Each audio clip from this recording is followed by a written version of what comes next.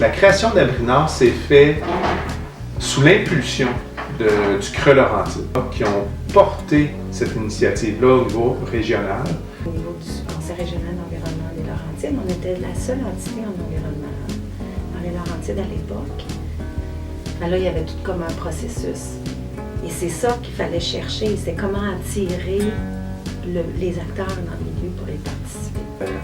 On a travaillé fort à l'époque pour aller chercher des gens qui ne connaissaient pas la gestion intégrée de l'eau, puis pour s'impliquer là-dedans.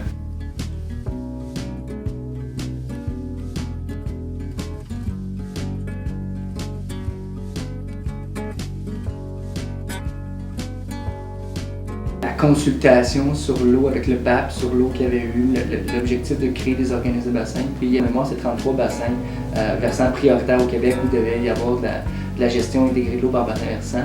Et la rivière du Nord était un des derniers. Il faut se souvenir qu'on était un des derniers embarqués dans la politique nationale de l'eau. Au début, c'était vraiment un comité qui volait de ses propres ailes, c'est-à-dire que c'était beaucoup du bénévolat. Il n'y avait pas de permanence avant.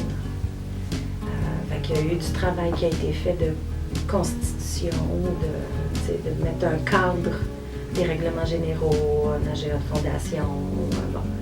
Puis à travers ça, il y avait des échanges de visions. On a eu des débats, puis je pense que dans la majorité des organismes, c'est encore actuel. Est-ce qu'on fait de la concertation ou est-ce qu'on fait de l'action?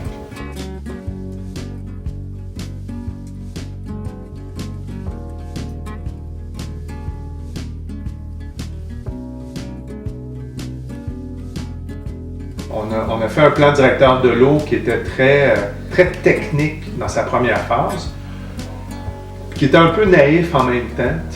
On se mêlait un peu de ce qui ne nous regardait pas, là, humblement. Là, mais il fallait passer par ça. On s'est rendu compte qu'il y avait un rôle qui n'était pas joué par personne, qui était le concertateur ou l'harmonisateur ou la personne qui met en relation les autres. C'est là qu'on s'est un peu mieux enligné sur cette mission-là. Sans ce côté concertation-là, il y a des gens qui ne se seraient pas parlé, puis il y a des actions qui ne se seraient pas faites.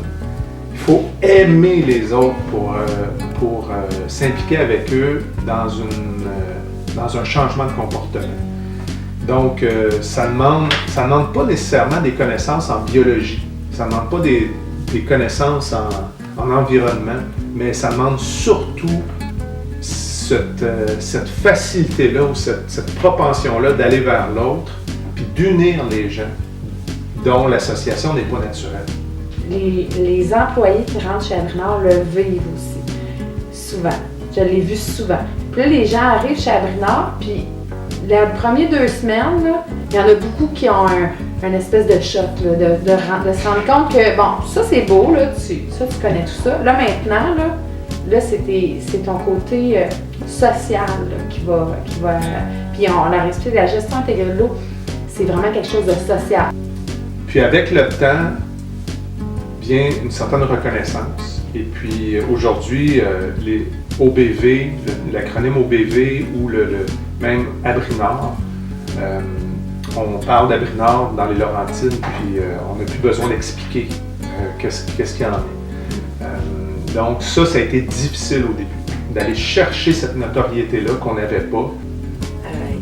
Il y a des expertises magnifiques là, qui ont évolué à travers les organismes de bassin versant, puis ça c'est probablement la plus grande richesse qu'on va avoir au Québec, c'est ça. À part l'eau, c'est l'expertise qui va avec.